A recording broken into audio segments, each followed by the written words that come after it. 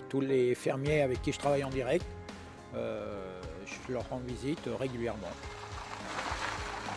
Myriam et Jean-Baptiste sont passés à la fromagerie il y a un peu plus de 3 ans et demi, et ils m'ont proposé leur fromage.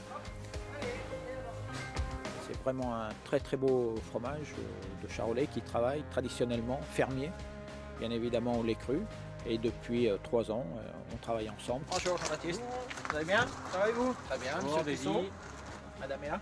Elle est avec les chèvres.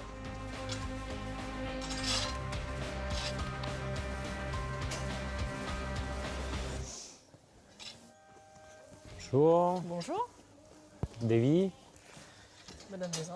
enchanté. C'est là que ça se passe alors. Voilà, Ouais. Bon, moi j'ai laissé les hommes là, ils choisissent le fromage. D'accord. Celui-ci, il vient juste d'être moulé, donc ça fait 3 jours qu'il a été moulé. C'est un fromage qui est assez gros, donc il reste longtemps en faisselle. Ensuite, il va passer au séchoir. Il va perdre une grosse partie de son eau. Là, c'est pas un Charolais toujours. Non, il est toujours pas charolais. Un vrai charolais, il peut avoir l'appellation au bout de 16 jours.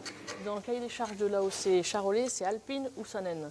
D'accord. Donc les Alpines, c'est celle-ci et les Sanen, c'est les grosses blanches en fait. Il y a combien de bêtes là un peu? On a 130 chèvres là dans le bâtiment. 130 chèvres, d'accord.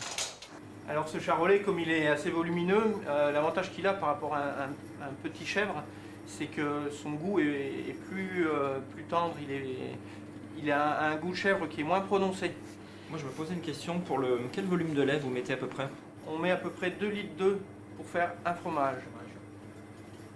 En gros, c'est presque la production journalière d'une chèvre. Voilà, on est sur une période hivernale où en plus la chèvre monopolise ses ressources pour se réchauffer, ce qui contribue à ce qu'elle ait un petit peu moins de lait. Moins la chèvre a de lait, plus son lait est riche. Et c'est vrai que par contre, voilà, le volume est quand même nettement moindre. On essaie de traire jusqu'aux fêtes de Noël, parce qu'on sait que nos clients aiment beaucoup avoir du fromage à Noël, mais c'est vrai que la grosse période de production, c'est quand même du mois de mars au mois d'août. Une spécificité aussi du fromage charolais, il est salé sur les 2 faces et aussi tout le tour. Vous savez, à la main. On sale à la main, bien sûr. Ouais. C'est du sel sec à la main. Oui, sel séché, oui. Et vous voyez, là, il a des petites pointes de bleu, Ouais.